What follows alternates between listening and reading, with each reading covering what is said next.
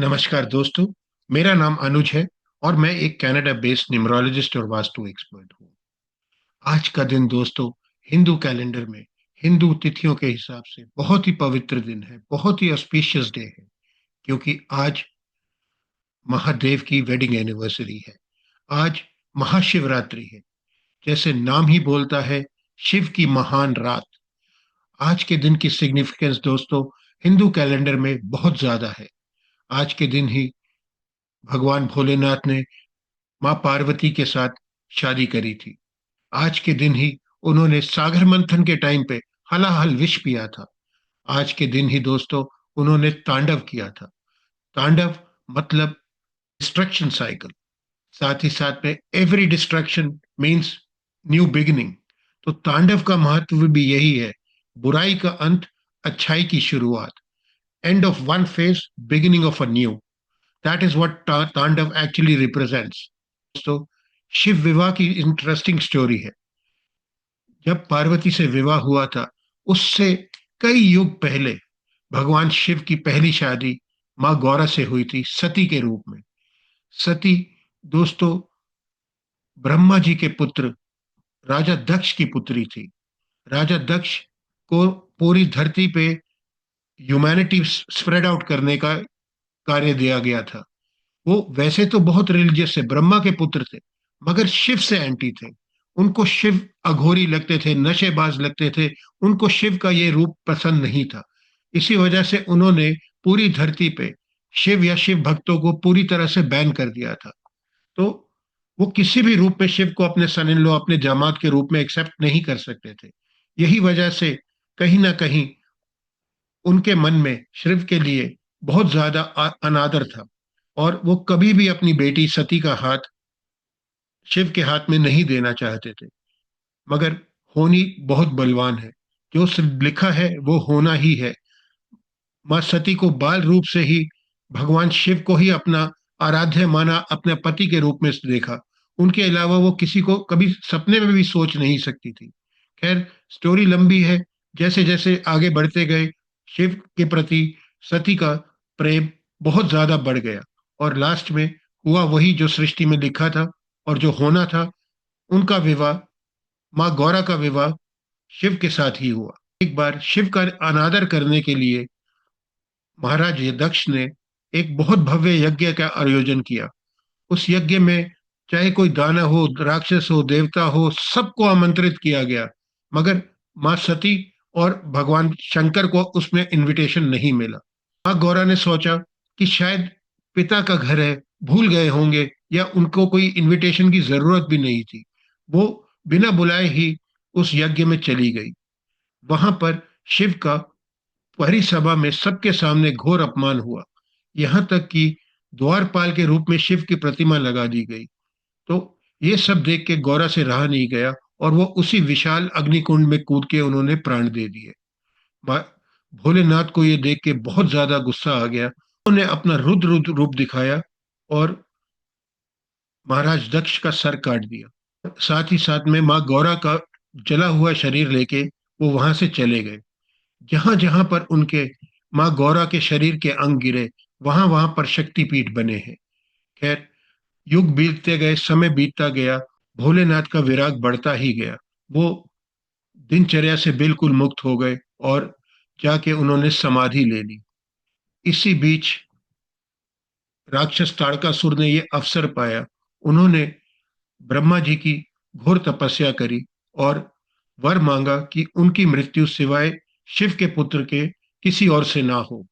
असुर ने सोचा कि शिव तो ग्रह परिवार से बहुत दूर हो चुके हैं, वो तो अपने वियोग में चले गए हैं, उनका तो वियोग कभी खत्म ही नहीं होगा, इस वजह से मैं अमर हो जाऊंगा। युग बीतते गए और ताड़कासुर का अत्याचार बढ़ता ही रहा। उसने तीनों लोकों पे कब्जा कर लिया। वो वर्चुअली इमॉर्टल हो गया था। उसकी मृत्यु नहीं हो सकती थी जब तक शिव का पुत्र नहीं होता। तो सृष्टि ने फिर से अपना बैलेंस बनाया, और प्यार के देवता है कामदेव, उन्होंने शिव के ऊपर अपना बाण चलाया, जिससे उनकी तपस्या भंग हो गई। उनका तीसरा नेत्र खुला और कामदेव जी उसी क्षण भस्म हो गए। मगर तब तक उनके मन में वैराग्य उतर चुका। इसी बीच माँ गौरा ने पार्वती के रूप में राजा हिमाचल के यहाँ पे जन्म लिया, जो हिमालयास के राजा थे।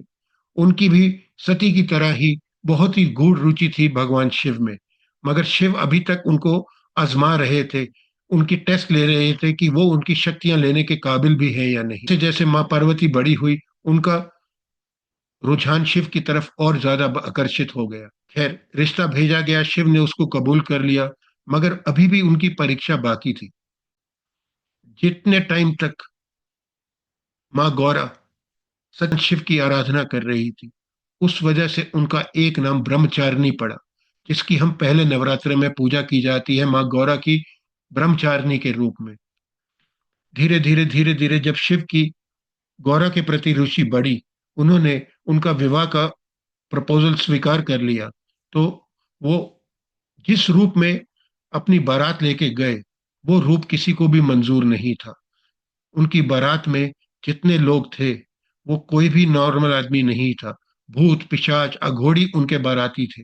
जिस रूप में देखा, उनकी सखियां तक घबरा गई कि इस रूप में हमारी सखी का दूल्हा कैसे हो सकता है। तब माँ गौरा ने चंद्र घंटा का रूप लिया। चंद्र घंटा मतलब 10 बुझाएं। उन्होंने उस रूप में आकर भगवान शिव की आराधना की और उनसे कहा कि अपने नॉर्मल रूप में आइए और मुझे स्वीकार कीजिए।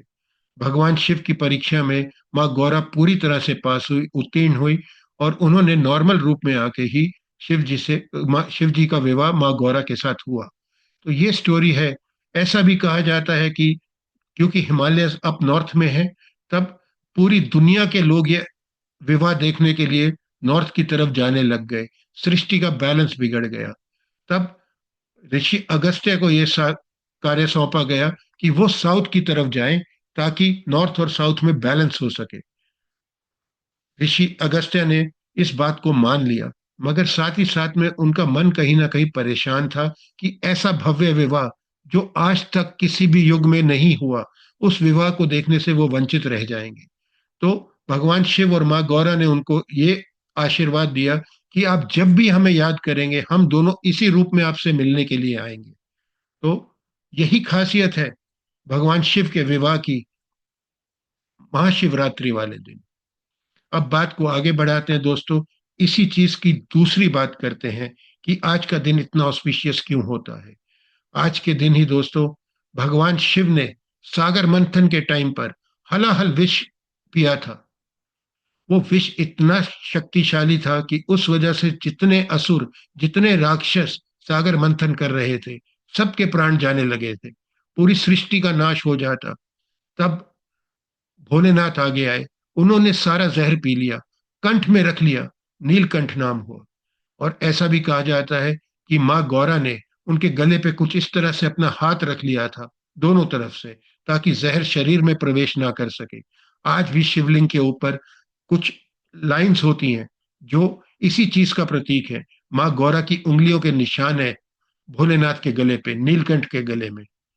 तीसरी बात दोस्तों, जब जब अत्याचार बढ़ा है, सृष्टि ने अपना बैलेंस करने के लिए कुछ ना कुछ रूप में कुछ ना कुछ चेंजेस किए हैं, कुछ ना कुछ समाधान निकाला है। उन्हीं में से एक समाधान है दोस्तों, जिसका नाम है तांडव नृत्य। वो सिर्फ एक नृत्य नहीं है, वो एक्चुअली में एक डिस्ट्रक्टिव मोड है, जिस वजह से बुराई का अच्छाई पे अंत होगा और अच्छाई की नई शुरुआत होगी। तो दोस्तों, ये कारण है महाशिवरात्रि मनाने के। और आज के दिन शिवलिंग की प्रतिमा की पूजा की जाती है, उस पे जल चढ़ाया जाता है। शिव की जटाओं में है चंद्रमा, और पानी को कंट्रोल करने की शक्ति चंद्रमा के पास ही है। स्वर यहाँ तक कि सागर में, समुन्दर में ज्वार भाटा भी तो, ज्वार भाटा जो आता है, वो भी चंद्रमा की वजह से ही आता है। तो आज के दिन शिवलिंग पे जल चढ़ाइए, व्रत रखिए, पूजा पाठ कीजिए। ये बहुत ही ऑस्पिशियस दिन है, साल में एक ही बार आता है दोस्तों। मेघ हिंदू कैलेंडर के हिसाब से जब मेघ का महीना आता है, उसके कृष्ण पक्ष के 13वें दिन महाशिवरात्रि मनाई जाती है। ये सर्दियों और गर्मियों के बीच का मौसम होता है। इसका एक प्रतीक ये भी है दोस्तों कि यहाँ पर आके सर्दियां खत्म होती हैं और गर्मियों की शुरुआत होती है। तो ये सारी स्टोरी थी दोस्तों महाशिवरात्रि की। अगर आपको ये इन्फॉर्मेशन अच्छी लगी हो, तो प्लीज एक हर हर महादेव लिख दीजिए, अच्छा लगेगा। नमस्कार दोस्तों, अगले वीडियो में मुलाकात होती है, तब तक के लिए थैंक यू।